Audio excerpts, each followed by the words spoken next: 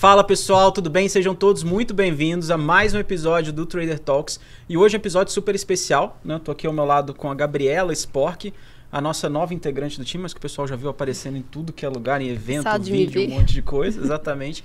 E hoje a gente tem uma pessoa que há muito tempo a gente já queria trazer no podcast, a gente já estava conversando disso faz tempo, que é o grande Felipe Miranda, sócio do BTG Pactual e também, né, um dos fundadores da Empíricos, que muitos de vocês conhecem, eu tenho certeza que a maioria de vocês conhece. Então, Felipe, para começar o nosso papo, cara, muito obrigado. Obrigado aí pelo bate-papo, obrigado pela parceria. E bora trocar uma ideia aí sobre sua trajetória, mercado, enfim. Pô, obrigado a você, a Gabi, por essa oportunidade. Há tempos que a gente conversava sobre ela. Bom que ela está se materializando, é um prazer estar aqui, uma honra. Admiro muito você. Acho que tem muitos traders de final de semana, né? De cursos de 24 horas. E é muito bonito ver a forma como você estuda, que você faz isso diligentemente. Acerta as suas recomendações, acerta os seus trades, e é muito bom. Gabi chegou agora, mas parece que está conosco, embora ela tenha 18 anos, parece que ela está conosco há 20 anos, não sei como ela, esse desafio cronológico, mas é um prazer grande estar aqui. Não, é isso aí. Gabi, alguma palavra inicial? Acho que agradecer mesmo e entender um pouco mais, né, qual que é a história do Felipe, né? Todo mundo quer sabe, como é que surgiu, como é que você entrou assim, no mercado financeiro, começando pela sua história mesmo. Eu acho que a gente fazendo essa linha do tempo, a gente vai puxando outras perguntas daí.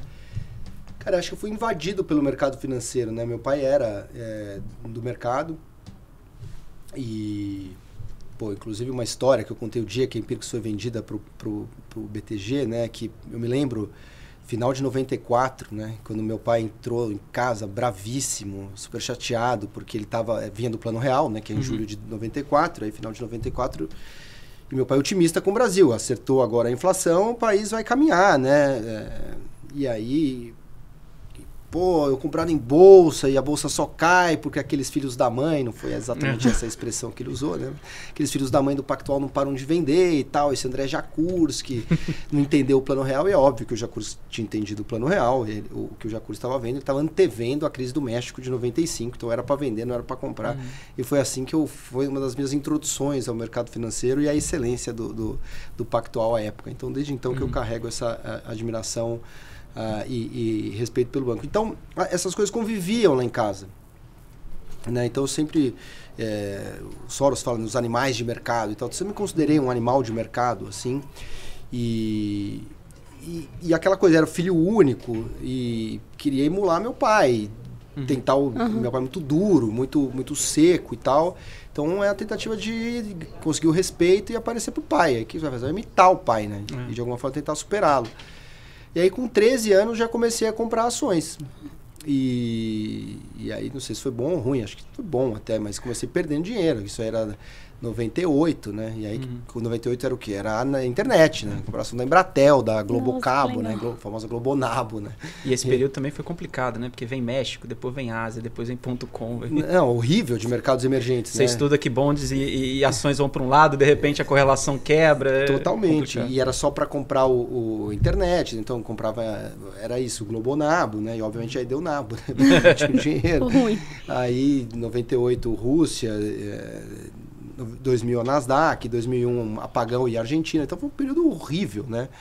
E aí, mas foi um batismo de sangue também, então foi importante até para desenvolver uma certa humildade perante o mercado, né? Por mais que você estude e tal, no final você sabe muito pouco, a capacidade de antever tendências é sempre muito baixa, então você tem que ter as dimensões do risco muito bem controladas e saber que pode dar ruim. Então, isso foi a introdução. Só que aí meu pai já deu essa primeira quebrada dessa vez, mas aí foi assim, um doutoramento em falências familiares, assim, uma atrás da outra, né? Ficou trader de casa, alavancado e tal. E aí meu pai é muito intuitivo, meu pai foi feirante e chegou a ser diretor de banco, então o cara é muito intuitivo e quebrou. Então assim, por que quebrou? Porque não fez faculdade, não era um bom aluno, tinha intuição, mas faltava a teoria, então eu era bom aluno, então eu vou fazer economia. Aí eu, né, vou complementar meu pai, né? Tudo era meu pai, coisa edípica, idiota, né? Aí foi aquela coisa do vou dar um passo a mais. Isso, né? Exato, vou completar a lacuna que faltou. Aí fui fazer economia. Aí fazendo economia, precisava de grana, não tinha jeito. Meu pai quebrado, minha mãe dona de casa, o filho único, precisava ajudar em casa. Aí comecei trabalhando no Deutsche Bank, E aí já meio complicado, porque queria um cara ou de analista júnior ou alguém de final de faculdade, já alguém com algum tipo de experiência. Estava no primeiro ano da faculdade, aí foram, sei lá, porque entrei lá e aí foi horrível. Porque me tratava muito mal. Foi uma época ruim do Deutsche Bank no Brasil. Até o próprio, era uma época do Daniel Glazer. O Daniel Glazer me tratava super bem, mas era o único. Porque embaixo era assim, e eles são conhecidos como os cowboys do mercado e tal. E eu sou uma pessoa sensível. Então eu literalmente fiquei mal, assim. Chorava em casa. Só que aí meu pai, você que é muito mole, né? O mercado é assim. Quando os caras te mandam para aquele lugar, não quer dizer que é para você ir. Isso é normal. Ou então aquelas coisas que eu imagino que você ouviu, outras pessoas já falaram, né? Não, eles estão fazendo para te testar, para te criar casca. É isso. Você É isso. Você não entendeu ainda, mas é pro seu crescimento e tal. E eu chorava em casa à noite. Aí um dia minha mãe falou, filho, você tá chorando há 5 meses consecutivos que você chora. E como era o meu primeiro emprego, não tinha muita noção. Isso aqui é normal, eu que tô mole mesmo. Eu falei, minha mãe falou, cara, você chora todos os dias há 5 meses. Tem alguma coisinha que tá fora do lugar. Só que aí foi horrível, né? Porque, daí, de novo, decepcionei meu pai, perdi a grana e tal. E o sonho era trabalhar em banco. Meu pai ganhou dinheiro em banco, então eu vou trabalhar em banco. Aí eu vi que assim, não tenho as competências necessárias para isso. O sonho acabou. O que eu vou fazer da vida? Só que como eu tinha nota boa, aí eu também fui pro outro extremo. Eu falei assim, agora eu vou seguir carreira acadêmica. Agora eu vou estudar lá fora, tenho nota. Mas não dava, Gabi, com as chances. Aí quebrou. Aí lá em casa tava assim, precisava de grana total. Aí um amigo meu falou assim, cara, vem trabalhar na Infomoney aqui enquanto você não arruma um negócio bacana. Vem aqui pra Infomoney e você vai ganhando um dinheiro pelo menos, né? Eu falei, beleza. Só, cara, isso era 2002, né? 2003. E aí a Infomoney tava começando. E eu negociava ação desde 98. Então, na Infomoney eu sabia alguma coisa, né? E aí lá comecei a crescer muito rápido. E aí, com, sei lá, 22 anos, coordenava uma equipe de 25 pessoas. O que era bom e ruim. Porque assim, eu ganhava uma grana para quem tinha 22 anos. Só que chegou num lugar que era o dono e eu. Então não tinha para onde ir.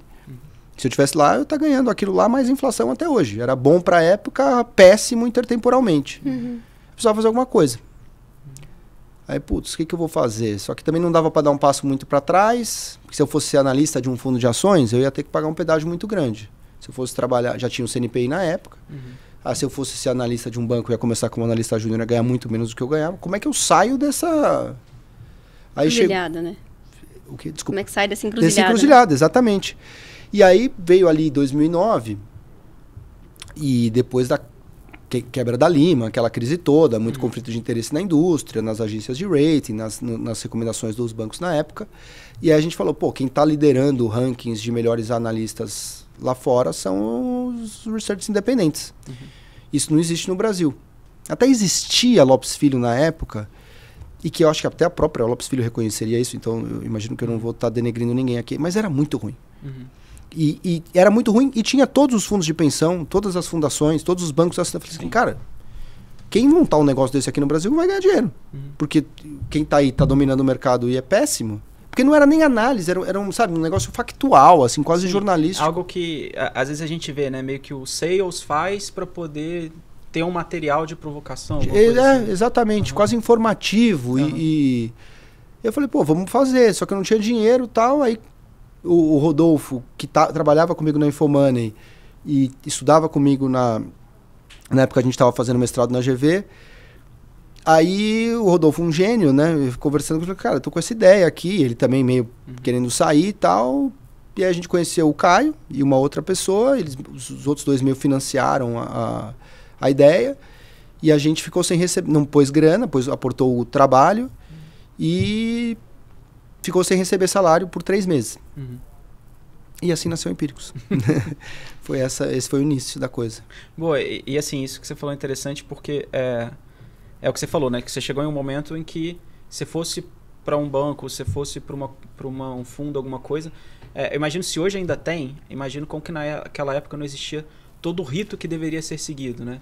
Do back-office e assim, hoje eu acho que está mais fácil, né? Da pessoa às vezes entrar dentro de uma determinada posição não tendo vindo do meio, assim, eu vejo no banco, por exemplo, eu era acadêmico também, eu vim do meio acadêmico, entrei no banco com 27 anos. O Lucas Claro brincava, que falou assim, não, pô, você nunca trabalhou na vida, né? Eu falei, não é bem assim, mas assim, hoje eu sinto que tá mais fácil as pessoas entrarem, vindo de backgrounds diferentes, ou às vezes vindo de trajetórias diferentes, ou até mesmo vindo de idades diferentes àquelas tradicionais do mercado como um todo. Aquela coisa tão rígida, né? Muito protocolar e tal, aquela liturgia toda, eu acho que ela foi flexibilizada. Mas na época eu me lembro, assim, quando comecei a olhar um pouco, assim, coloquei a cabeça para fora para ver o que dava para fazer, eu me lembro, não, vem aqui pro fundo, você vem bater cota e tal, vem ganhar R$2.500. Eu falei assim, cara, você tá entendendo? Minha família depende do meu dinheiro, não tenho como fazer isso. Mas foi uma loucura também, né? Porque a Empíricos também podia ter dado errado, né? Deu errado por 4 anos, né? Exatamente, isso aí que a gente quer puxar. Exatamente. Você ia puxar agora? Pode puxar. Tá, uma pergunta que a gente ia te fazer então é isso, cara. Você chegou no momento da sua vida em que você resolveu empreender, né? Então você era um profissional de mercado financeiro que resolveu empreender no mercado financeiro. Como que foi esse início? Como que foi esse desafio? Você já tinha essa veia empreendedora ou não tinha? Cara, a gente foi muito menos estruturado do que parece. Não teve essa assim, eu vou empreender. Isso é frase meio moderna. Meio que de supetão, assim, né? Depois que as pessoas falam vocês são empreendedores, né? Eu falei assim, nossa, eu nunca refleti sobre isso. Foi uma encruzilhada, como a Gabi colocou. Assim, como é que eu saio disso aqui? Aí eu tinha convicção de que eu tinha uma boa ideia. Isso eu tinha muita convicção. Eu falei assim, cara, o cara que montar um restaurante independente no Brasil vai se dar bem, fizer uma coisa decente. E eu tinha esse background, assim, de alguma forma, eu vinha comprando ações já há 10 anos e, como eu estava trabalhando na Infomoney, sabia o que era um sujeito e um predicado. Então eu sabia mais ou menos escrever e sabia mais ou menos de ações. Que são, essas duas coisas combinadas, elas deveriam ser meio caminho andado para um analista. Então eu tinha os skills que coincidiam com o que a profissão requer. E eu falei, cara, esse é o caminho. E aí uma dessas pessoas que fundaram conosco era uma pessoa extremamente inteligente. Extremamente, mas assim, as pessoas meio profanaram assim, o que é ser inteligente, meio genial. Então essa pessoa era uma pessoa genial, de potencial intelectual. Eu acho que eu não conheci ninguém com aquele potencial intelectual. E eu fui muito seduzido também. Quando eu apresentei a ideia para ele, e eu estava seduzido intelectualmente por essa pessoa, e ele falou assim, só que, né, nessa sedução, nem tudo foi verdade também, né? Como toda boa sedução, envolvia um certo lirismo. E eu me lembro que assim, eu só tive coragem, porque eu falei assim, olha, eu me lembro de ter ouvido a frase assim, fica tranquilo, Felipe, eu sei que você nunca fez exatamente análise, mas eu fui vários anos o melhor analista do Brasil, por 3 meses você vai sentar do meu lado e você só vai observar o meu trabalho. Aí eu fiquei corajoso. Então beleza, né? Tranquilo, assim dá pra topar. E a pessoa também falar assim, não, eu fui X vezes analista do Brasil, ela tem que estar, melhor analista, ela tem que estar muito confiante. Porque tinha um ranking, eu não sei se era verdade, mas supostamente existia esse ranking do IBMEC mesmo, da Agência Estado do IBMEC, existe. Ou existia, não sei se ainda tem. E de fato, parece que uma vez pelo menos ganhou, mas se eu dar uma multiplicada por 5 ali. E aí, só que, bom, aí eu fiquei confiante, né? Pô, agora dá pra sair, beleza. Também queria, né? E muito jovem na época também. E aí, nessa, a gente foi, na época tinha um jornal, que era o Brasil Econômico, que veio para meio rivalizar com o Valor à época, né? Foi um fracasso retumbante, mas tentou. E aí a gente foi no Brasil Econômico, era o primeiro research independente. Então, 2 páginas do Brasil Econômico, no Museu do Ipiranga, o grito pela independência do research no Brasil e prometendo para o dia seguinte o primeiro relatório de research independente no Brasil. Pô, cobertura na imprensa, estava prometido um relatório para amanhã, na imprensa tem que sair o relatório. Aí eu fui lá, né, pelos primeiros 3 meses, observar o que o meu sócio ia fazer e ia me ensinar. Né? Aí a gente sempre chegou muito cedo, né? Eu e o Rodolfo, acordamos cedo, tal, chegou às 7 horas da manhã, a gente estava lá no escritório, que era uma casa abandonada de um dos sócios. Aí a gente chegou lá, ligou os computadores, lendo o jornal e tal, esperando, né, outra pessoa chegar para ele me ensinar e escrever e fazer a tal análise. 7 horas da manhã, tá muito cedo, né? O cara não chegou, daqui a pouco o cara tá aí. 7h30, 8 horas, 9 da manhã, eu falei, cara, o mercado vai abrir. E, né, normalmente você tem esse hábito de mandar o relatório diário antes da abertura do mercado, né? Esse é o rito, né? E aí eu percebi que ele não iria. E aí eu olhei pra cara do Rodolfo, isso eu devo ao Rodolfo totalmente, porque eu sou muito mais tenso, né, do que o Rodolfo, né? Acho que todo mundo é mais tenso que o Rodolfo. O Rodolfo é um monge, né? Mas eu em particular, uma pessoa mais preocupada e tal, mais aflita, né? E aí eu falei pra cara, e agora? O que a gente faz? E aí, né, o mestre Yoda respondeu, agora a gente senta e escreve. Mestre Yoda. E foi o que a gente fez. Aí a gente tinha pegado, né, divulgando spam, né? Na época eu nem sabia o que era isso, mas era. A gente pegou lista de e-mails de analistas, de investidores, de conhecidos, juntou lá 2.000 e-mails e disparou esse relatório para esses 2.000 e-mails. E aí o mercado, de alguma forma, começou a repassar. E foi um mini sucesso, assim. Nada comparado ao que se tornou, mas para aquele momento, aquela coisa absolutamente amadora, não formulada, não planejada, e as pessoas começaram a comentar e tal. Você lembra qual que era o tema desse relatório? Pô, eu lembro que tinha o Aldo Rain, dos Bastardos Inglórios, né? Do Tarantino, e a foto do Brad Pitt nessa história, tipo, que era meia dúzia de caras infernizando o exército. Então, assim, putz, a gente vai ser wild, a gente vai trazer análise de verdade pro mercado. Tinha um call de VEG, olha só, quem seguiu ganhou dinheiro. Quem seguiu ganhou dinheiro. E um outro que não deu tão certo, que era um outro call de General Shopping, na época, que era um call da Fama, na época que a família Veronese ia vender os shoppings, ia desalavancar, ela era muito alavancada e, portanto, ela negociava com desconto, e essa desalavancagem ia permitir que a ação andasse. Era fundamentalmente isso, assim, o que era o propósito da Empíricos, uma homenagem ao general Aldo Rain, um call de VEG, que era a melhor empresa do Brasil e tal, e um call de General Shopping. Foi assim que começou o primeiro relatório Empíricos. E vocês não tinham nem cliente, né? Assim. Não, nada. Essa lista de e-mails aí roubada. Né? E deixa eu te perguntar, ainda falando de Empíricos, assim, quais que você acha assim, que foram os maiores desafios da Empíricos ali no início, e também os maiores sucessos? O que vocês fizeram que deu muito certo, assim? Aí a gente ficou, assim, os primeiros 4 anos foram de muito desafio, porque é isso, a gente tinha uma boa ideia, mas a gente não era uma empresa, a gente tinha um produto, é completamente diferente você ter um produto e ter uma empresa. Só que por algum milagre, e acho que isso eu devo a Lika Takahashi da Fator, à época, que era uma estrategista respeitada, que ela nos defendeu muito na Fator e disse que aquilo tinha valor e que a Fator deveria assinar. Aí a Fator assinou. E aí o mercado também é um monte de Maria vai com as outras, né? Sempre mais ancoragem, né? Se a Fator era uma corretora respeitada, tinha um bom research, a Fator assinou. Aí primeiro cliente grande foram eles. E as corretoras, várias corretoras começaram a assinar também. Então, de repente, a gente tinha 20 corretoras nos assinando. O que era ótimo, porque meio assim, puta, beleza, temos o cliente, pagamos as contas aqui, um saláriozinho meio de fome, mas parava em pé. Sim. Só que era bom e ruim, porque depois que você chegou nessas 20 corretoras, essa corretora pegava e disparava o relatório para os seus 40 mil clientes. Que cada um desses 40 mil mandava para o amiguinho, todo mundo lia, ninguém pagava, além dessas 25 corretoras. Então você chegou no mercado onde você podia. E aí a empresa não crescia. E aí também não conseguia se estruturar e tal. Aí, puta, para onde a gente vai com essa história?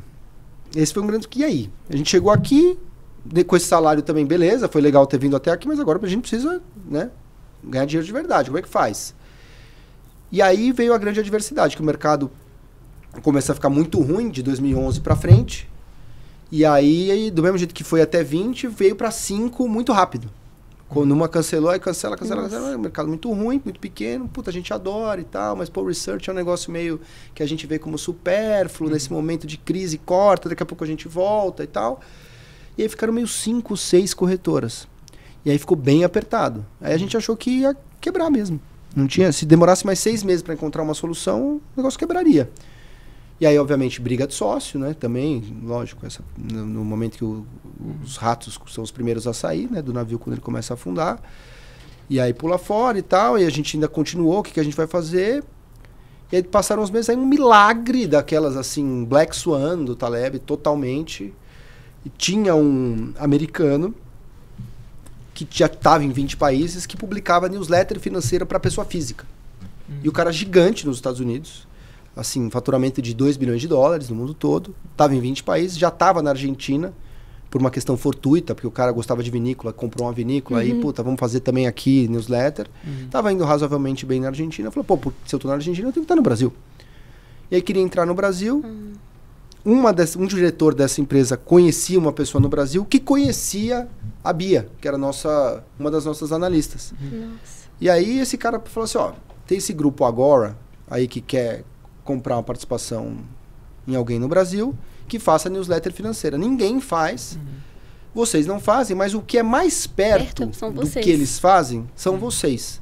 Vocês não acham que vale um papo? E engraçado. Pelo amor de Deus, né? Não, imagina, acho que não estamos muito interessados. Cara, e assim, desculpa te interromper, Imagina, mas eu nunca. acho engraçado também, porque assim, eu gosto muito de estudar meio que a história do mercado como um todo, assim. E eu vejo lá fora, principalmente nos Estados Unidos, muitos analistas viraram muito consagrados escrevendo newsletters. Sim. Né? Tipo, puta, você tinha o Bob Farrell lá do Merrill Lynch, tinha o Martin Zwig, essa galera toda que ficou bem famosa por conta dessas newsletters. Então, puta, o Bank of America, a Fidelity, construíram diversos nomes com base nas suas newsletters, assim. Sim. E é curioso, porque, pelo que você falou, então, o Brasil estava bem atrasado com relação a isso. Não, totalmente atrasado. Não tinha research independente, não tinha marketing digital, não tinha newsletter, não tinha nada. E aí a gente até entrou numa discussão de valuation depois. Não, a gente quer o dobro, né? 2 vezes 0 ainda é 0. Não adianta nada, né? Mas aí, beleza, aí fechamos o negócio. Mas podia ter vendido por 0 mesmo, porque o que ali é um marco muito importante. Esse é talvez um... Foi tipo a virada de chave. Porque trouxe o que era um modelo de negócio. A gente sai dessa coisa meio adolescente de vamos fazer um relatório bom e isso será tudo. Cara, você tem um produto, não quer dizer que você vai ser um sucesso. Não quer dizer, tem que ter canal de distribuição, marketing, TI, cobrança, financeiro, planejamento de longo prazo, precificação correta. A gente não tinha nada disso. E aí eles trouxeram esse método. Você vai ter newsletter, você vai criar uma base gratuita, com conteúdo gratuito bom. Então até hoje a gente faz newsletters gratuitas que a gente tenta fazer com o mesmo carinho que a gente faz o produto mais caro da companhia. Que é isso que começa o flerte. Aí você impacta essa base com uma carta de vendas que vai converter, que depois virou um vídeo de vendas, que vai converter num produto pago e você vai upselling e cross-selling infinitamente. Era esse o modelo dos caras. Na época não fazíamos marketing digital no Brasil, mas precisava, você precisa ter uma base de leitores de 50 mil. A mágica vai se dar a partir daí, porque aí vira tudo lei dos grandes números. Você vai converter X%, aí vai cross-sell os X%. Então tudo começa com 50 mil leitores. Então você precisava fazer AdWords, isso em 2013. Quem que faz? Quem que faz AdWords pra vocês? A gente, o quê? Não sabia o que era. O que é isso? Não sabia se era de comer, se de beber. Aí no dia seguinte, aparece o nosso diretor comercial com um livro assim, AdWords for Dummies. Aí eu falei, puta, cara, esse é o nosso curso de marketing digital. AdWords for Dummies, estamos perdidos. Mas eu acho que a gente teve na época, de um lado demos muita sorte. Por outro lado, tivemos uma humildade intelectual muito grande de falar assim, vamos copiar o que esses caras fazem sem querer inventar a roda. Então a gente copiou e aí começou já a dar muito certo, o negócio começou a crescer, sai de 2 mil assinantes para 30 mil assinantes, e aí vem a história do fim do Brasil. Porque também esses caras, eles tinham escrito uma peça de comercial que chamava End of America, que quando o Obama foi colocado no corner, em 2012, eu acho, ou 11, foi por aí, que o aumento do teto da dívida dos Estados Unidos, né, que teve o shutdown da economia americana, não tinha dinheiro para pagar os serviços públicos americanos, tinha lixo na rua e tal. Aí falou, se os Estados Unidos não podem mais emitir dívida, que é o grande, você emitir em dólar, né, se você perde essa capacidade, o dólar perde a sua referência global de valor e, portanto, é o fim da América tal como nós conhecemos. Então tinha essa campanha, que era uma tese bearish, né, uma tese pessimista com os Estados Unidos, que chamava End of America. Que do ponto de vista econômico foi um fracasso total. O dólar só se fortaleceu desde então. Mas do ponto de vista comercial foi um super sucesso deles. Super sucesso. E olha só, vocês deveriam fazer o End of Brazil. E imagina, Bill, que era o fundador da Ágora, puta, o brasileiro é otimista, que essa coisa aqui não vai pegar, nada a ver e tal. Só que aí a Dilma tava se esforçando muito, né? E a gente falou, pô, aí um dia não sei como, eu tive uma ideia, assim, falei, ia ser julho de 2014, que era 20 anos do real, né? Aí eu falei, cara, e tava com uma cara ruim, né? Pra onde o Brasil tava indo e tal. Aí eu falei, olha, se pá, aqui dá pra encaixar essa história de fim do Brasil, o país que morre aos 20 anos de idade, aquele Brasil que começou em 94, que morre com 20 anos, se não ajustar, vai virar parecido com a Argentina. Você precisa comprar dólar. Essa era a tese. Que economicamente era uma tese muito melhor do que o End of America original, mas a estrutura da carta era igual. Era copiada, literalmente. Então o Porter, que era o cara lá que começou, oi, eu sou o Porter Stansberry, eu sou fundador da Stansberry, eu já fiz isso, e o Fim do Brasil começou aí. Eu sou o Felipe Miranda, eu sou fundador da Empírica, igualzinho.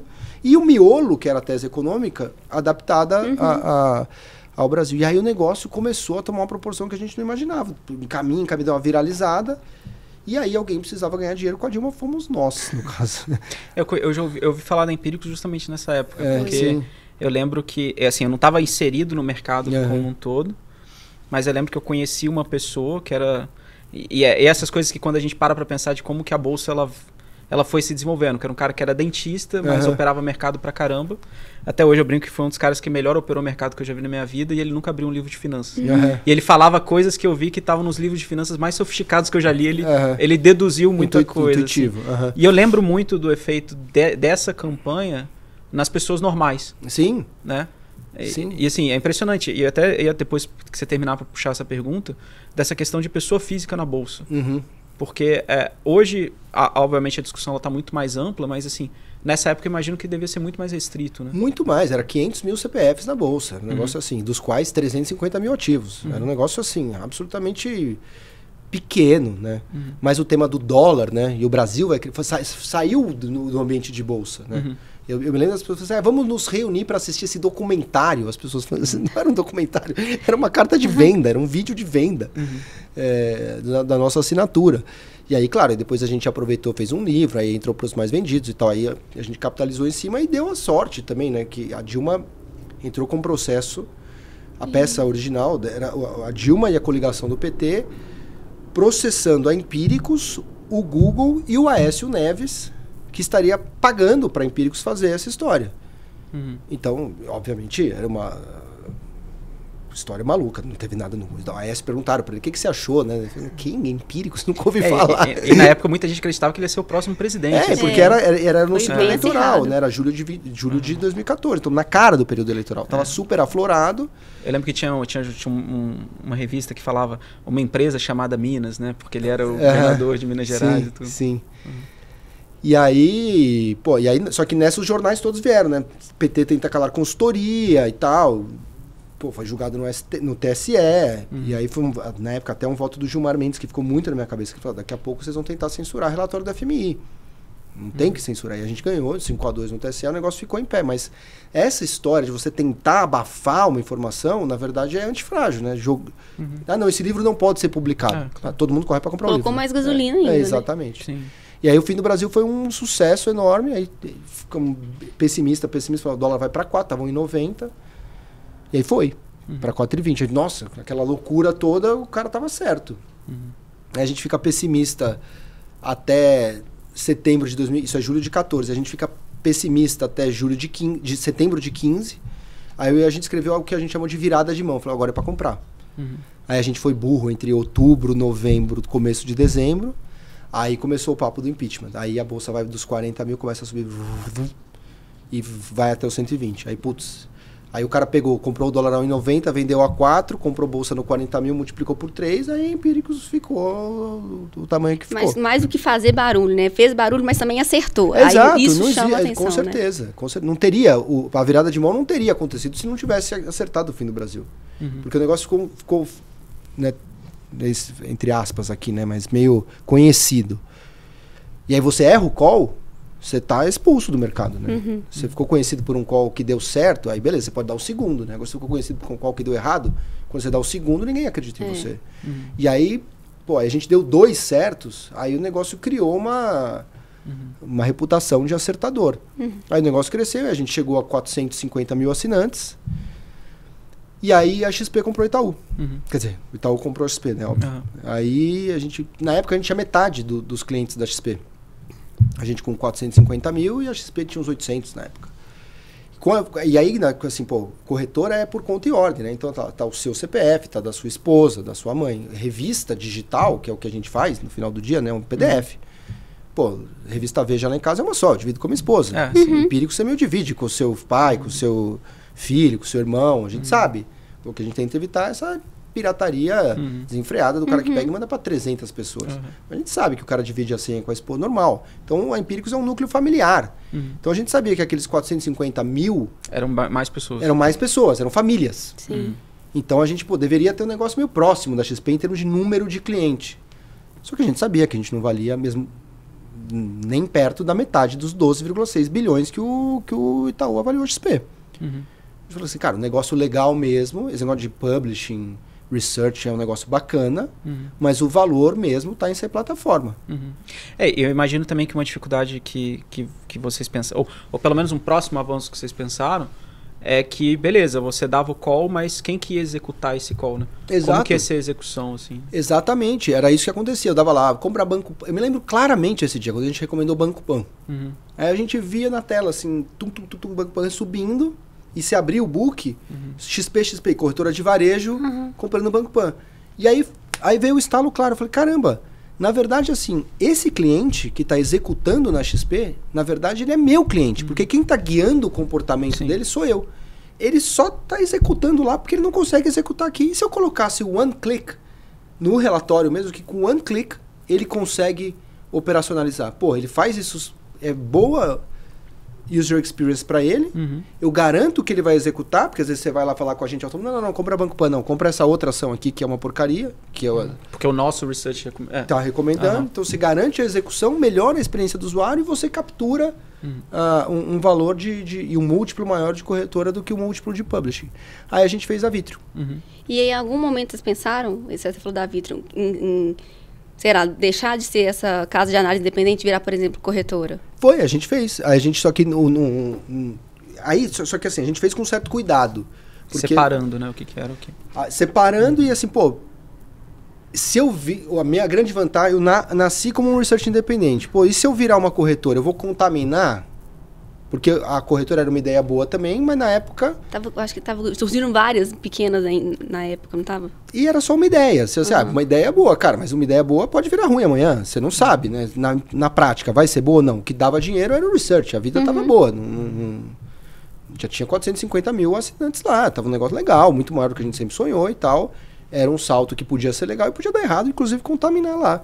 Será que a gente consegue fazer isso preservando o research independente? Se eu não cobrar corretagem, eu resolvo o problema do conflito. Então, vamos fazer uma corretora sem corretagem.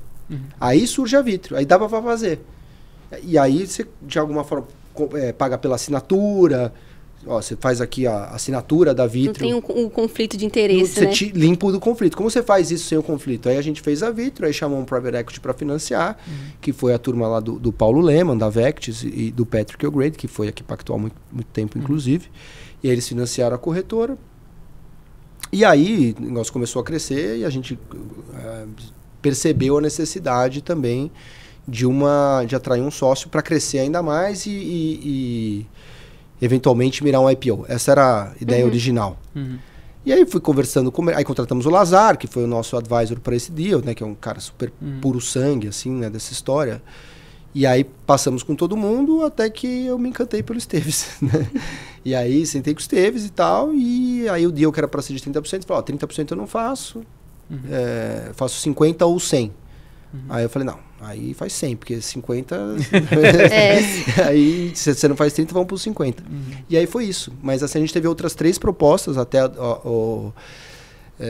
do banco em termos de valuation não era maior, mas a história dos filhos da mãe do Pactual falou mais alto. É verdade. Não, cara, e eu imagino que assim, isso quando você fala que a partir do momento que... Acho que na verdade 2 pontos até que eu queria trazer antes. Quando a gente fala do modelo de research tradicional que se tinha no Brasil, era aquela coisa da pessoa que escrevia o PDF e eventualmente atendia um investidor institucional que ele queria uma aula sobre a composição do minério de ferro e você teria um especialista ali para explicar isso.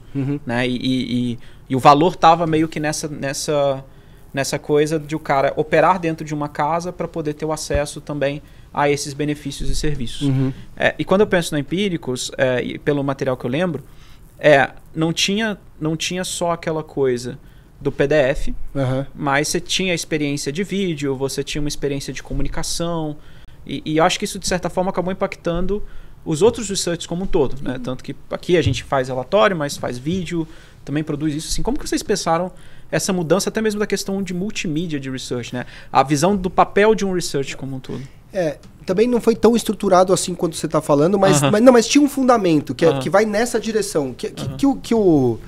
Uma coisa que, e eu acho até hoje isso, que as pessoas ainda não entenderam, e eu acho que mesmo o research institucional, viu, Costinha? Eu acho assim, as pessoas não entenderam que o ser humano, ele é movido por histórias. Ele não é movido por equações, tabelas, DCFs.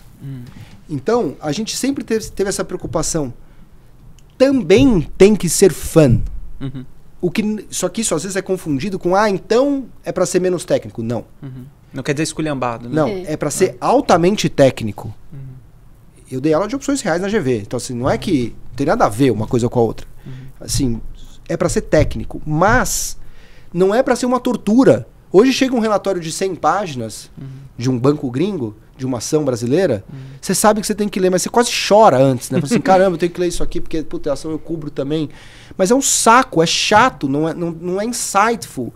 Então, a gente sempre teve essa preocupação que tem que ser uma experiência agradável para o cliente. Que eu acho que as empresas de mídia têm muito mais do que os researchs. Então, eu acho que também nasce com essa ideia. A gente pode falar de finanças como os comentaristas de futebol falam de futebol. Que não é técnico.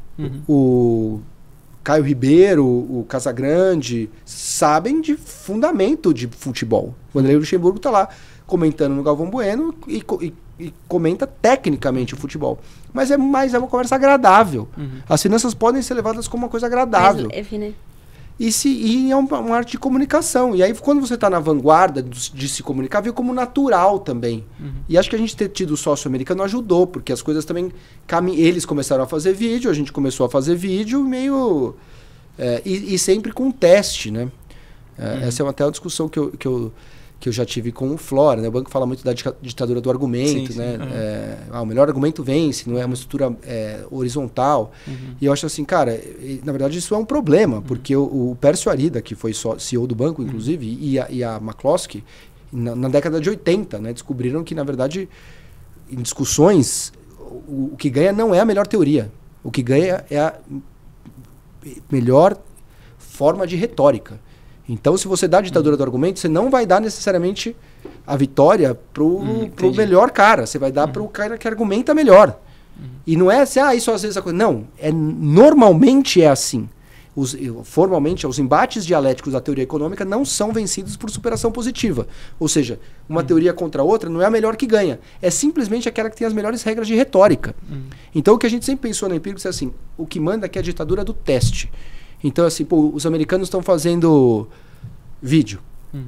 Então, vamos disparar. Isso a gente fez, é um exemplo real. Vamos disparar o negócio do Fim do Brasil em texto e vamos disparar o Fim do Brasil em vídeo. Metade da base vai receber texto, metade da base vai receber vídeo. Vamos ver quem tem mais conversão? É um negócio... Não tem argumento, não tem quem acha melhor. Não. Quem manda é o dado. A rua decide. Como dizia o Tite, né? O campo escala. Não sou eu que escalo. Quem vai decidir é a rua. Disparou. Um teve muito mais visualização e conversão do que o outro. O que é melhor? O vídeo é melhor não porque eu acho. Porque a rua decidiu. Sim. Então a gente fez isso muitas vezes. E aí a coisa foi sendo empurrada na direção do multimídia também.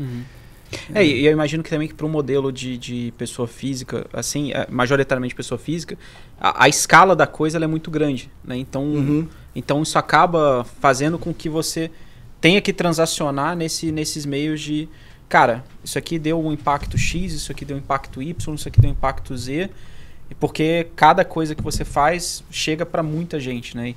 E às vezes não necessariamente é igual do institucional, que o cara às vezes atende poucos clientes, mas são poucos clientes que são tão grandes que ele não pode cometer esse tipo de coisa, né? Ele tem que fazer diretamente. Diretamente. E uma outra dúvida que eu ia ter com você também, assim, porque, obviamente, você majoritariamente publicava os relatórios, publicava as ideias, mas eu imagino que com esse crescimento de ter a corretora dentro da Empíricos, depois ter a gestora e ter essa coisa, é mais na questão Felipe pessoal, assim.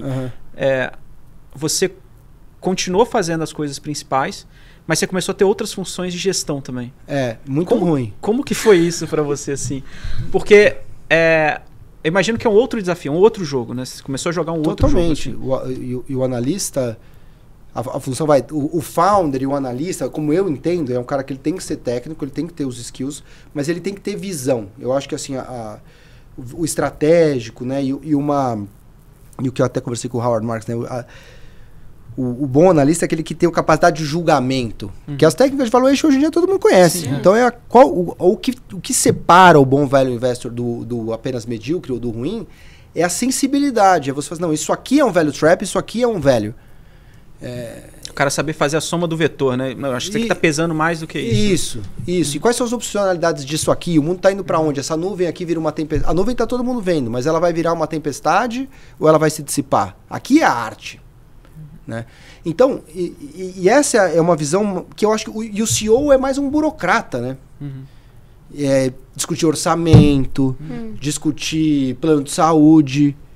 Cara, assim, pra mim eu quero morrer quando você quer me discutir quais os benefícios que os nossos... E é super importante. Só que eu tenho zero interesse por isso. Assim, essas reuniões protocolares, reunião de budget, reunião de... se o plano de saúde vai ser Bradesco ou Sul-América. Cara, e são muito importantes, mas assim, pra mim é um terror. Assim, até hoje é um terror. Mas precisa fazer, não tem jeito. Boa. Agora eu queria ouvir um pouquinho de você. A Empíricos foi, assim, pioneira nessa questão de casas de análise do Brasil. O que você vê das casas de análise que existem hoje? Qual que é o futuro delas no Brasil? É difícil essa pergunta, né? Porque assim, várias surgiram e várias já morreram. Ou pivotaram o seu modelo de negócio para coisas correlatas, né? E eu acho muito difícil esse modelo... não, mas a gente tem 3 analistas aqui, a gente é super bom e tal. Porque, tá bom, concorrendo com outro que tem 30, você tem que ser bem arrogante, né? Para achar que você com 3 vai fazer melhor que quem tem 30, né? Então eu acho que é no horizonte tangível, porque se vier um super bull market, aí tudo também vira... Mas acho que no horizonte tangível, eu acho que assim, muitas morreram no meio do caminho ou pivotaram o negócio. O mercado não é tão grande, porque esse é um business também, necessariamente, que ele é ex-renda fixa, ele é qualquer coisa menos renda fixa, porque as pessoas não dão muito valor. Para comprar renda fixa, eu ordeno aqui pelo rendimento e ponho dentro do FGC e não preciso de você, Felipe, tchau.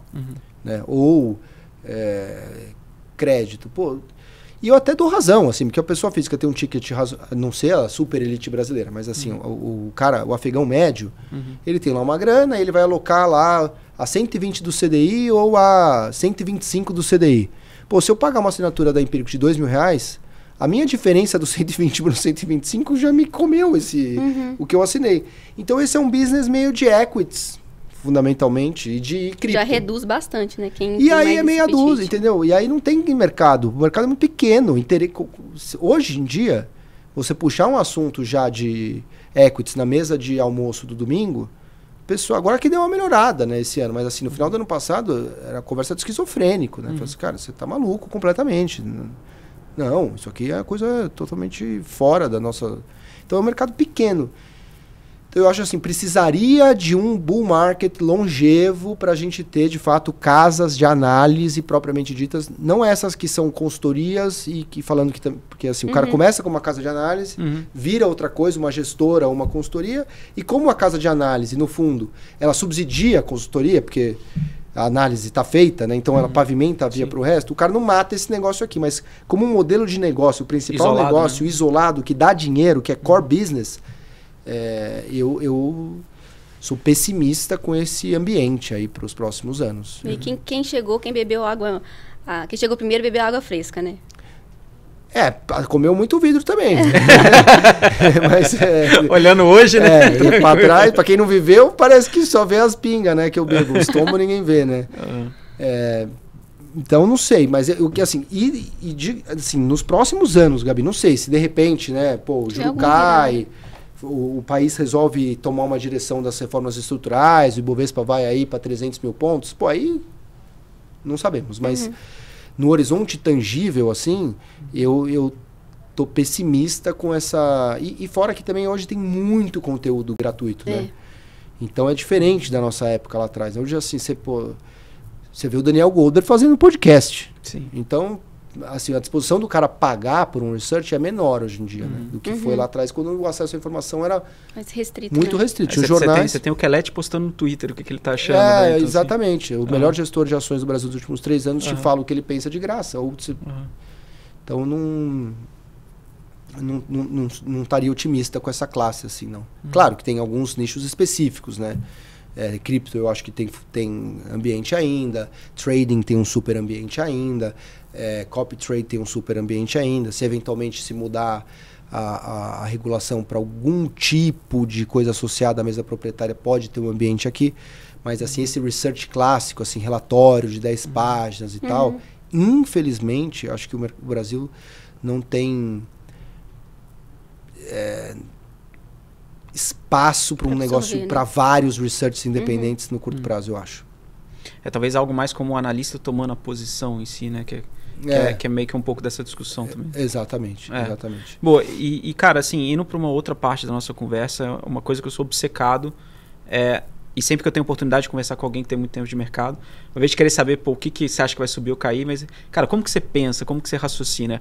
Uma coisa que com o Vitinho aqui, né, que o pessoal que acompanhou ali teve oportunidade de ter a palestra do Vitinho no último evento, cara, direto troco ideia com ele sobre essa coisa de modelos mentais, frameworks, etc.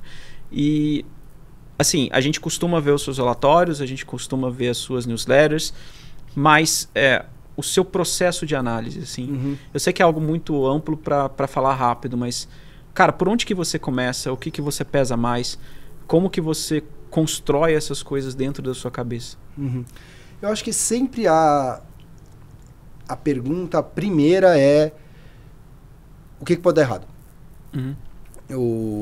Que eu acho que a influência muito grande do Taleb, né, na Empíricos, e o Taleb, por sua vez, o modelo mental dele muito influenciado pelo Gerd de Gerenzer, que é o cara que propõe a ideia da racionalidade ecológica, né, que assim, que é uma discussão, não queria perder muito tempo com isso, mas é que é uma discussão muito interessante. Mas a gente pode ir por aí, não tem problema. Porque tem uma discussão me puxou uma outra discussão, né, o Daniel Kahneman ficou super famoso por isso, né, que a teoria do prospecto, sim. Né, e ele propõe a ideia da teoria do prospecto. Ele diz assim, as pessoas não são avessos a riscos, elas são avessos à perda, né, porque ele percebe que assim, quando é uma situação de ganho potencial, você é avesso a risco, mas numa situação de perda potencial, você é disposto a risco.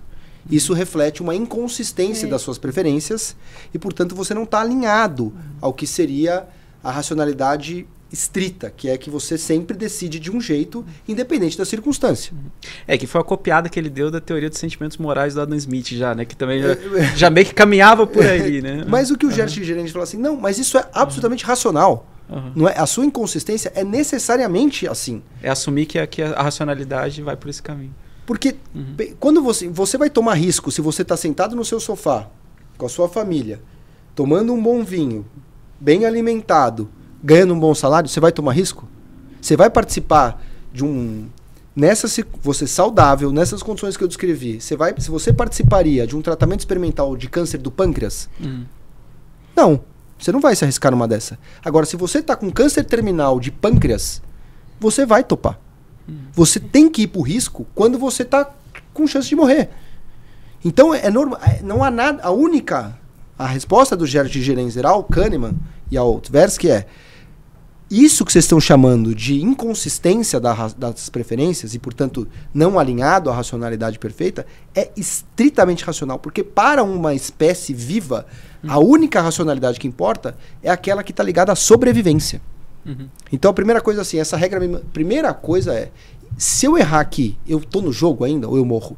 Se eu morro, não posso participar, né? Depois disso, o segundo é, tá bom, se eu não morro, quanto que eu tenho para perder, quanto que eu tenho para ganhar? E qual é mais ou menos, porque também você não sabe exatamente, a probabilidade de cada coisa, né? E a terceira é, o que está no preço hoje? Em vez de adivinhar qual é o preço-alvo, o preço hoje contempla o quê? Contempla que ela vai crescer 5... Uma engenharia reversa. Engenharia reversa, Eu acho que com essas 3 coisas, é claro que várias outras coisas te visitam e muitas não são nem estruturadas e são tácitas, né? Mas eu acho que é um pouco isso, assim, sabe? E aí você vai aí depois tem as métricas clássicas de valuation, aí você vai fazer o DCF com conservadorismo, você vai olhar os múltiplos, você vai olhar o fluxo como tá, você vai olhar se quem tem, quem não tem, quem é o controlador, como é que é a governança, né? Mas acho que assim, os que seria menos ortodoxo, seria esse começo, assim, meio mais talebiano. E eu acho engraçado você falar isso, porque são todas coisas que começam antes de você abrir um Excel. Sim, totalmente. Né? Eu acho que o Excel tem muito pouco valor. Não é que ele não tem muito pouco valor, porque aí parece que assim, ele tem muito valor, mas ele é o início da conversa. Ele assim, tá bom, dado isso, vamos atacá-lo. E assim, uma coisa que eu ia até puxar outra pergunta, porque eu vejo você citando muito essas referências, eu vejo você citando bastante o Taleb, e essa coisa que você falou então, que esse processo de raciocínio antes de fato você começar o seu processo de análise. E eu lembro, por exemplo, quando eu e a Gabi, a gente estava até conversando sobre isso hoje, assim. Eu lembro quando eu fui fazer mestrado, antes da gente começar a discutir coisas sobre finanças, a gente tinha, sei lá, um semestre inteiro só sobre epistemologia, que seria por qual ótica você vai abordar o problema, né? Qual que é a lente, qual que é a lente que você vai colocar na hora de olhar o mercado financeiro, assim.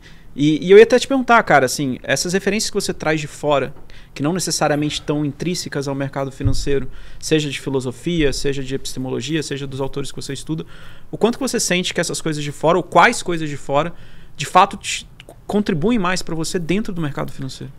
É difícil saber, mas isso está muito dentro de mim, assim. Entendi. E eu tive essa conversa com o Daniel Goldor aqui na Empíricos também, que eu falei um negócio de epistemologia, ele falou assim, pô, você acha que alguém sabe, né, que é isso e tal? Eu falei, cara, mas é o meu jeito de pensar, e eu acho que é o dele também, eu acho que o que faz o Daniel, todo mundo se encanta com ele, é porque ele sai da ciência, ele fala assim, o Taleb não é um financista, ele é um epistemólogo.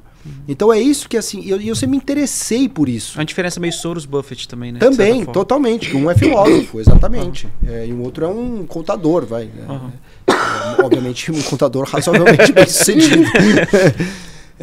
Mas por aí eu me lembro, e assim, quando a gente estava na economia, a gente foi estudar filosofia da ciência com Ana Maria Bianchi, que é irmã do Guilherme Afonso Ferreira, que eu fui descobrir depois, só que é um dos grandes investidores de ações no Brasil. E tinha 10 alunos na sala, porque era uma disciplina optativa. E estava lá eu e o Rodolfo, mais preocupado com epistemologia. E até curioso, porque às vezes discussões aqui no banco, né, qual que é o valor que tal área vai pagar para Empíricos pelo lead? E aí, não, é tanto. Eu falei assim, não, mas qual foi o critério que você usou? Não, vamos discutir. Eu falei, não, eu quero discutir o critério. Então, uma preocupação muito grande com metodologia. Sim. E eu não sei, para mim ajuda muito, sabe? Eu acho que assim, o que pode ser dito, o que não pode ser dito. Então a gente sempre teve uma preocupação muito grande com ter um certo rigor científico na análise. Então acho que isso ajuda muito, porque evita os vieses um pouco, sabe? O que é lógica formal e tal. Então eu sempre achei, agora o quanto, eu não sei, porque para mim é um processo meio natural. Eu não sei ser de outro jeito, então eu não sei qual é a hipótese alternativa a isso, eu não sei, tinha que testar. Como que é o Felipe sem isso? Eu não sei, eu só sei ser esse Felipe aqui. Não sei se é bom, não sei se é ruim, mas é o único que existe. Então, não tem contrafactual, né? Pela filosofia da história. Mas é interessante, porque é o que você falou, né? No fim das contas, é tentar achar aquele elemento comum dentro. Porque a ótica, eu vi que você até colocou isso no último Day One, né? A ótica pela qual você aborda o mercado vai mudar totalmente a forma como você analisa ele, por exemplo. Totalmente, né? Totalmente. E às vezes a gente não sabe se o mercado ele é afetado pelo mercado em si ou pela forma como as pessoas estão avaliando ele. Né? Então, o problema da recursividade, exatamente. Que acaba uma coisa alimentando a outra. Isso, e quando começa um, acaba o outro, né? O pessimismo com o fiscal torna o fiscal pior. Exatamente. Porque o juro sobe, o câmbio sobe. Então, e o Soros definiu bem isso, né? Então, essa é uma... Agora, o que eu tenho convicção é que essa abordagem do valor intrínseco, que as coisas, o mercado está lá e a gente está aqui... O mercado está errado, né? Deveria estar aqui, deveria estar lá. Acho que a gente influencia o mercado, os agentes econômicos influenciam diferente meteorologia ou da física, né? O que você acha sobre a temperatura em São Paulo amanhã, não vai mudar a temperatura de São Paulo amanhã. Agora, o que você acha sobre o preço das ações de BR Partners pode afetar, porque se você soltar um relatório falando para comprar BR Partners, isso vai mudar o preço de BR Partners. E todo mundo trabalha no mercado, sempre fala do o mercado, mas você nunca, no fim das contas, nunca sabe quem que é o mercado. Que as pessoas se vendem fora do mercado. Né? Como se elas fossem outsiders, elas estão fazendo o mercado, né? Exatamente. Cara, e aí pra gente ir caminhando um pouco ali pro final, a Gabi só deu uma saidinha ali, já vai voltar. Sobreviva. Eu acho que ela tava tossindo um pouco, mas já vai voltar aqui. E assim, Felipe, quando às vezes você posta seus stories ali viajando nos escritórios e tudo, às vezes eu sempre dou uma pausa, tento ler um pouquinho o slide, uma coisa assim. É óbvio que você não precisa entregar tudo, mas eu vejo você falando muito sobre as suas apresentações do Pacto Fáustico à Brasileira. Cara, afinal de contas, o que é isso? Explica pra gente. O Pacto Fáustico à Brasileira, obviamente, tá melhor, é uma referência ao livro Fausto, né, do Goethe, né? Que é o cara que faz o pacto com o demônio para transformar metais em ouro. Né? Então, de alguma forma, eu acho que todos nós estamos, né, daqui da comunidade financeira entendendo que o Brasil poderia estar num outro rumo. Né? E muitos assim, não, eu não vou, com todo mundo que você conversa, né, como eu não concordo com esse rumo, eu não compro o Brasil agora. Tá todo mundo leve disposição ativos de risco do Brasil. E essa apresentação, ela se fundamenta ao contrário. Não, mesmo acontecendo uma coisa meio demoníaca no Brasil, você deve se associar a essas coisas, fazer um pacto com essas coisas e comprar um pouco de Brasil agora. Porque eu acho que tem 3 grandes forças que vão guiar o Brasil. Primeiro é esse processo da desdolarização do mundo. Né? De 2010 para cá, o dólar foi o grande vencedor dessa corrida toda. Todo mundo está sobreexposto, todo mundo, mas a maior parte do mundo está sobreexposta ao dólar. E aí, eu tenho sido até rigoroso, né, que muita gente fala assim, o fim do excepcionalismo americano, ou o repúdio americano. Eu acho assim, essa é uma discussão que, do ponto de vista prático, ela é quase irrelevante. Porque basta que haja uma redução do excepcionalismo americano, e aí aqui para mim é muito mais claro que há uma redução do excepcionalismo americano. Os nossos filhos que a gente queria que fosse para Harvard, talvez agora a gente vai querer que vá para a Sorbonne. Certo, isso vai dar uma coisa... assim, pelo que eu entendi, na verdade a segunda derivada da coisa, não é ter esse excepcionalismo ou ele deixar de existir, é simplesmente ele desacelerar ou qualquer coisa que ele cresça a taxas decrescentes e já começa a ligar um alerta. É o que ele diminua, assim, né, ele não precisa crescer também, ele só assim, se os Estados Unidos eram excepcionais, eram nota 20 e a Europa era nota 8, agora a Europa vai ser nota 12 e os Estados Unidos vai ser nota 16. Quem ainda é o excepcional? Sim. Só que você tinha 20 em dólar, agora você tem 16. E aí o que importa são os movimentos na margem. Então se o mundo estava comprado em dólar em 70%, se ele vier para 60%, é um dinheiro infinito. Porque foram levados aos Estados Unidos 20 trilhões de dólares em excesso desde a crise de 2008. Cara, imagina 10% de 20 trilhões de dólares, 2 trilhões de dólares. Se a gente pegar uma beiradinha disso aqui, é uma porrada seca. E é por isso que a bolsa está subindo. Né? Essa é uma... O Bovespa está na máxima, fundamentalmente, que as pessoas estão vindo para cá. Essa é a primeira força. A segunda força é que cedo ou tarde a gente vai cortar a taxa de juros. Né? Se a gente sofreu tanto esse ciclo, esse barro todo com o Brasil, ele começa em julho de 21, agosto de 21, quando a taxa de juros começa a subir e todo mundo vai comprar CDI, LCA, CRI, CRA, essa sopa de letrinhas toda e esquece o resto. Com o juro a 15, para que eu vou fazer qualquer coisa? Eu vou ficar aqui quieto e muitas vezes isento ainda, né? Mas se foi o juro subindo que tirou boa parte do dinheiro dos ativos de risco do Brasil, o que deve acontecer quando o juro cair? Apenas uma parte volta, né? Tudo que aconteceu multiplica menos 1. É isso que vai acontecer agora, é o oposto. Então a gente vai pegar esse fluxo. E a terceira coisa que está mais associada à ideia do tal Pacto Fáustico, que é todo mundo aqui falando do ciclo de economia política, né? E não é necessariamente as pessoas, precisamos lembrar isso. A gente teve um super ciclo com o Lula de 2003, 2007. Né? Mas quando o Lula era muito radical na campanha de 2002, o tal Lulômetro da Goldman Sachs, o próprio Lula vem para o centro e tem uma puta porrada de 2003 a 2007. O Pacto Fáustico a minha ideia é que com os níveis de popularidade do Lula hoje, né, com esses 40 ou 37 aí, de aprovação ou abaixo de 30 de bom e ótimo, ele não se reelege. É isso que os dados indicam, que abaixo de 30% de bom ou ótimo é muito difícil você se reeleger. Para ele se reeleger, ele precisa melhorar o bem-estar da sociedade, né? O sentimento da sociedade. Para isso ele precisa colocar o país na rota certa. Se ele colocar o país na rota certa, é bom. Esse é o cenário bom. O cenário bom não precisa de explicação. É para comprar. O cenário bom é o cenário bom. Porque não estamos aqui, não temos um político de estimação. Quem faz a coisa certa, o mercado vai subir. O mercado várias vezes subiu com o Lula, quando ele fez a coisa que o mercado considerava correta. Ah, não, ele não faz a coisa certa. Ué, se ele não faz a coisa certa, o Brasil vai mal e vai ter uma troca. O sucessor, e aí vai ter uma troca e aí vai subir, porque o mercado espera que o outro lado seria mais fiscalmente responsável. Então aí você vai ter um ano ruim para 9 anos bons, porque o 26 é o rally eleitoral, 4 anos de um ciclo reformista, 2030 o Lula não está aí também, porque não vai conseguir concorrer, não está aí em termos de eleição, né?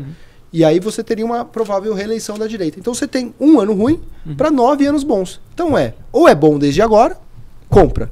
Ou é ruim, demora, ruim um ano para 9 bons. Pô, não dá para fazer esse pacto de ficar um ruim com 9 bons. Então é você se comprar agora. Porque ou é bom desde agora, ou você vai sofrer um pouquinho para ter 9 anos bons. Pô, baita trade. Um ruim para 9 bons, você não quer? Esse para o ímpar? Sim. Então eu acho que é isso que resume aqui. Acho que a gente associar o Brasil, mesmo discordando da política econômica que está sendo adotada. E por que tem o reminiscências do especulador financeiro na capa do slide? Porque as reminiscências... Que eu vi no print do... O reminiscências, para mim, e o próprio Jesse Livermore, não sei, a sensação que eu tenho é que ele escreve com um certo... reminiscências são aquelas memórias, mas aquelas memórias um pouco tristes, né? Um certo saudosismo. Então é um cara... Fui grande, né? No passado. Isso, fui grande. Então é um pouco assim, sabe aquele operador de bolsa que ele tá ressentido no Brasil? Que ele tem memórias daquele tempo profícuo de bolsa e uma certa esperança de que talvez volte um dia. Então acho que reflete bem essas reminiscências assim. Vocês estão esquecendo da bolsa, mas ela pode ser um negócio legal ainda. Exatamente. E curiosamente, porque no próprio Reminiscências às vezes tem trechos que o Jesse Livermore fala que antigamente que se ganhava dinheiro no mercado, hoje em dia é difícil, né? Então, tem sempre essas coisas. E Felipe, bom, cara, pra gente encerrar aí, a gente sabe que o seu tempo é corrido. Acho que a Gabriela agora está voltando aqui para poder encerrar. Gabi teve uma crise de tosse, mas já tá melhor, né, Gabi? Agora eu acho que sim. Gabi, então faça o encerramento, por favor. Tá bom, então. Aliás, só agradecer também antes, né? Obrigado, Felipe. Obrigado a vocês. Puta papo divertido e legal. Pelos eu achei, né? Vocês também. A gente também gostou. Então, pessoal, esse foi o nosso papo com o Felipe Miranda. Se vocês gostaram desse bate-papo, não deixem de se inscrever, deixar o like também no nosso canal, que é super importante. E mais uma vez também agradecer ao Felipe pela participação. Foi um prazer. Obrigado a vocês pelo convite. Foi uma honra. Obrigado. É isso aí, pessoal. Não se esqueça de me seguir na rede social, Lucas Costa T. Seguir também o canal aqui do BTG Trader. Em breve teremos aí também o Instagram da Gabi para vocês seguirem. E o seu Instagram, Felipe, ou qualquer outra comunicação que você queira deixar? O Felipe _Miranda. Boa. Então é isso aí. Obrigado, Felipe. Valeu, Costinha. Obrigado, Gabi. Valeu, pessoal. Tchau, tchau. Tchau, tchau.